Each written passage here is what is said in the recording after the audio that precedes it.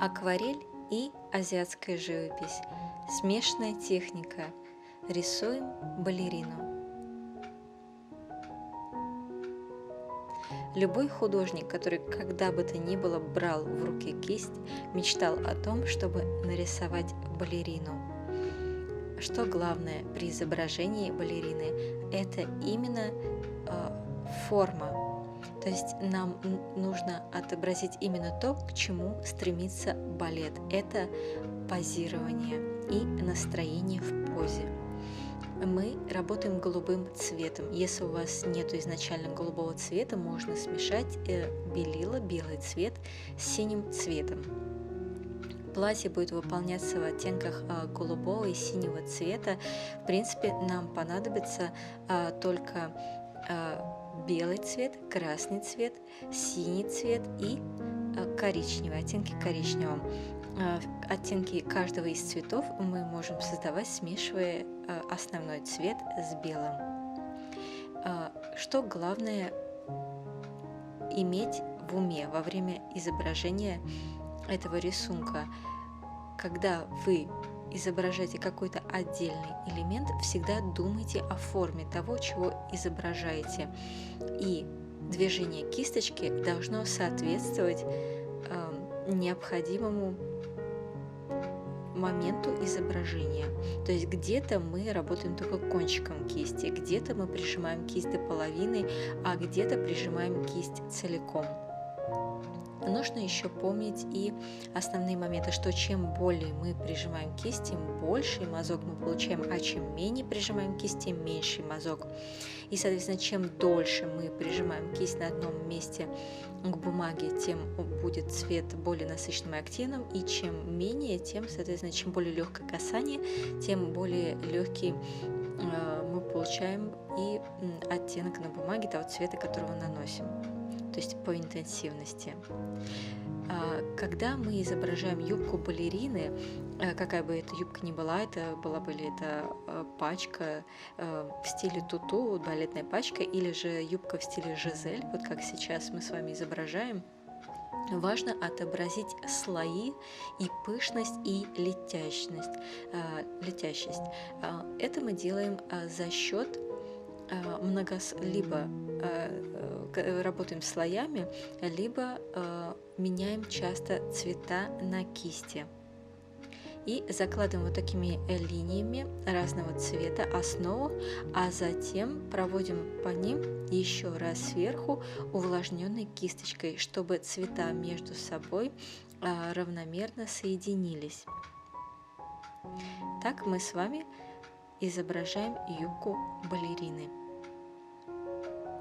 Теперь переходим к изображению самого тела танцовщицы. Для этого мы берем светлый оттенок коричневого, ближе к бежевому, то есть мы используем тона кожи.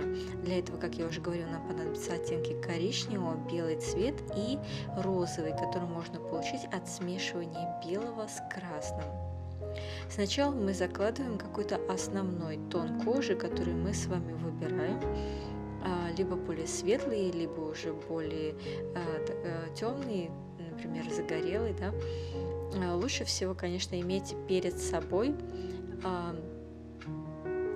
например, фотографию из какого-то журнала или распечатанную из интернета, то есть видеть перед собой ту самую балерину, которую вы изображаете. Работаем мазками, в некоторых местах просто применяем закрашивание, но не как мы раскраску закрашиваем, а тоже по мазочному принципу, то есть движения кисти должны закладывать в этот момент необходимую форму, которую мы стремимся изобразить. В данном случае это верхняя часть туловища и руки. Можно сначала наметить себе то пространство, которое мы собираемся изобразить контуром, или же сразу мазком уже заполнять необходимую форму. Пальцы можно изобразить весьма абстрактно, работая кончиком кисти, просто проведя тонкие легкие линии в необходимом количестве в зависимости от ракурса, в котором балерина позирует своей рукой. Ноги изображаем по тому же принципу, что и руки. Как я уже говорила, можно либо изначально наметить контур и затем его заполнить, или же сразу закладывать мазочным принципом ту необходимую форму. На ногах у балерины, естественно, имеются пуанты, и мы оставляем для них место, которое будем заполнять впоследствии розовым цветом. В некоторых местах юбка может просвечиваться, и можно там показать имеющиеся под ними формы. Теперь возьмем более активный цвет, более активный голубой или даже синий, и в некоторых местах покажем складки на юбке. Где-то работаем самым кончиком, где-то более активно прижимаем кисти к бумаге. Особенно подчеркнем места, где юбка соединяется с верхней частью платья. Он напоминает, кстати, между прочим, платье Золушки на балу. Такое же пышное, красивое, тоже голубое.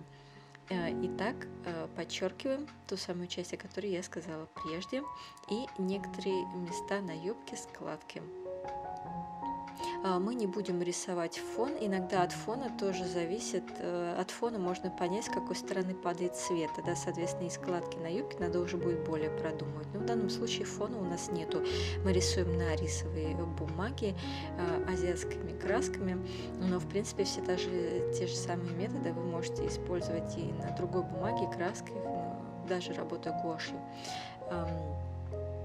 Итак, теперь подрисуем форму нижней юбки, наметим ее просто линиями более темного оттенка, затем добавим над ними более светлый, и при помощи воды мы их между собой соединим, чтобы они органично вписались друг в друга.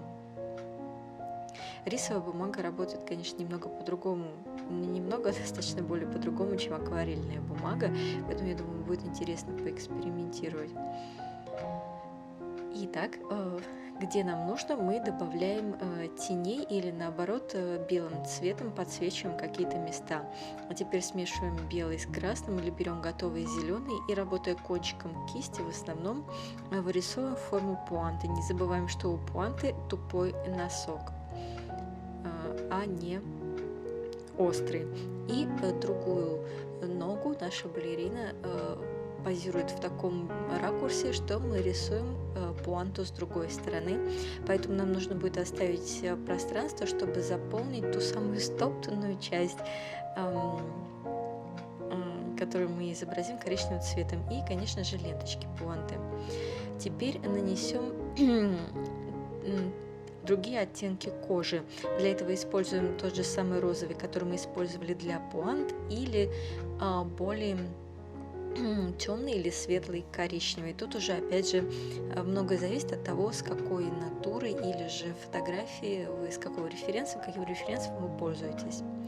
И, нанеся мускулатуру кончиком кисти, мы затем берем опять на кисточку воду и стараемся все это растушевать. То есть, чтобы слои краски равномерно и органично вписались друг в друга, и мы получили необходимый нам результат.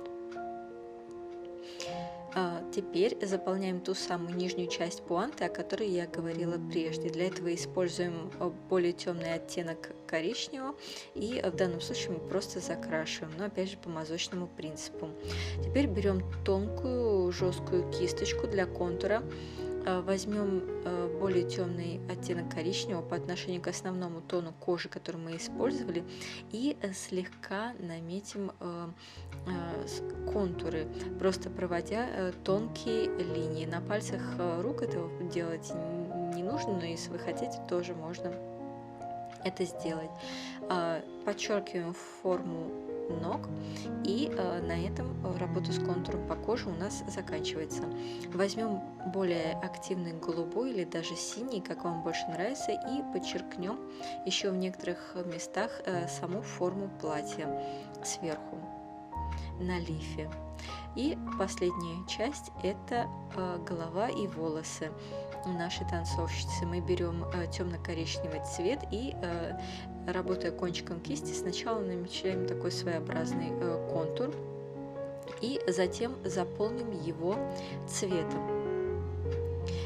Этому слою краски нужно будет дать немного подсохнуть, но не до конца, и мы еще на нем поработаем.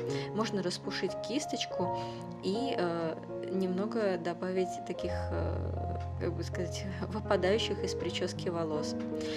Пока волосы подсыхают, мы добавим контур на заднюю часть пуанты, и, взяв темный коричневый цвет, мы начинаем прорисовывать волосы. Сначала наметим контур, а потом начинаем тонкими линиями заполнять саму прическу по смыслу направления той самой укладки, которая имеется у нашей танцовщицы. То есть мы работаем все это время жесткой кистью и тонкими линиями темно-коричневым цветом.